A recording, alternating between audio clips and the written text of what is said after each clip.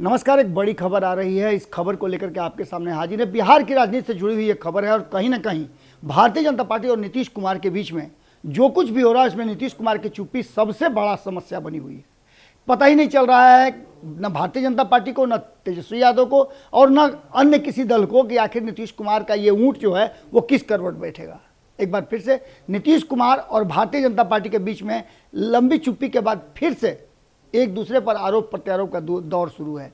खास करके जब एसएसपी वाला मामला आया था, उस मामले से दोनों की तल्खियां और बढ़ गई हैं और भारतीय जनता पार्टी के नेता काफ़ी एग्रेसिव हो गए हैं।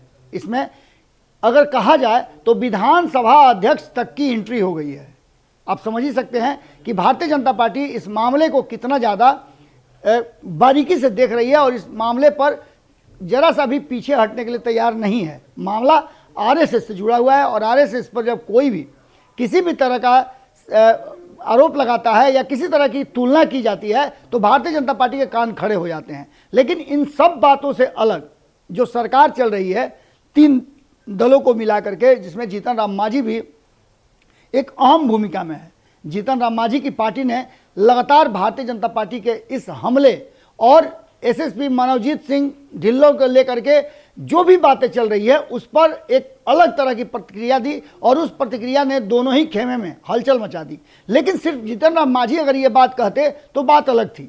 अब जदयू के तरफ से भी कई नेताओं ने इस मामले पर अपना मुंह खोला है और पूरे मामले पर भारतीय जनता पार्टी कहीं ना कहीं कटघरे में है। कल हमने आप लोग खबरों में बताया था कि किस तरह से अशोक चौधरी इस मामले पर बोले थे। जब उनसे पूछा गया आरएसएस से जुड़े मामले और उसकी तुलना से, तो उन्होंने कहा कि पहले भारतीय जनता पार्टी को यह देखना चाहिए कि उनके खेमे में कितने लोग हैं जो आरएसएस को कितना बार क्या कुछ कह चुके हैं और ऐसे लोगों को वो मंत्रिमंडल में भी शामिल किए हुए हैं। ऐसी स्थिति नहीं है और जो कुछ भी उन्होंने किया है, जो भी उपमा दी है, वो कौन बड़ी बात है। इन सारी बातों को लेकर के सीधे तौर पे जीतन राम मांझी ने कह दिया है कि हम किसी भी तरह का ढिल्लों पर कार्रवाई नहीं होने देंगे, क्योंकि वो एक दलित हैं और कहीं ना कहीं भारतीय जनता पार्टी इसलिए उन पर टारगेट भी कर रही है। अब समझ सकते हैं कि ये मामला एक बार फिर से जातीय तरफ मुड़ गया है और भारतीय जनता पार्टी कटघरे में खड़ी है। इन्हीं सब बातों को लेकर के भारतीय जनता पार्टी की तरफ से भी ये बात स्पष्ट तरीके से कह दी गई है कि जिसे भी गठबंधन से बाहर जाना है वो जा सकता है, रास्ते खुले हैं। हमने ये भी खबरों में आपको बताया था। लेकिन अब सबसे बड़ी बात यह है कि एक बार फिर से बाँछें खिलनी शुरू हो चुकी हैं राष्ट्रीय जनता दल के नेताओं की। हाल फिलहाल में आपने देखा कि तेजस्वी यादव ने सभी विधायकों को बुला करके बैठक की और सभी को अलर्ट रहने की बात की। इसके साथ साथ राष्ट्रपति के चुनाव को लेकर के भी भारतीय जनता पार्टी और राष्ट्रीय जनता दल बिहार में आमने सामने है। नीतीश कुमार की चुप्पी इस मामले में भी भारतीय जनता पार्टी को काफ़ी परेशान किए हुए है। जहां एक तरफ आपने देखा कि राष्ट्रपति के उम्मीदवार यशवंत सिन्हा ने नीतीश कुमार की चुप्पी पर भी सवाल खड़े किए और कहा कि पटना आने के बाद भी नीतीश कुमार से जब बातचीत नहीं हुई तो निश्चित रूप से मुझे इस बात का दुख जरूर है।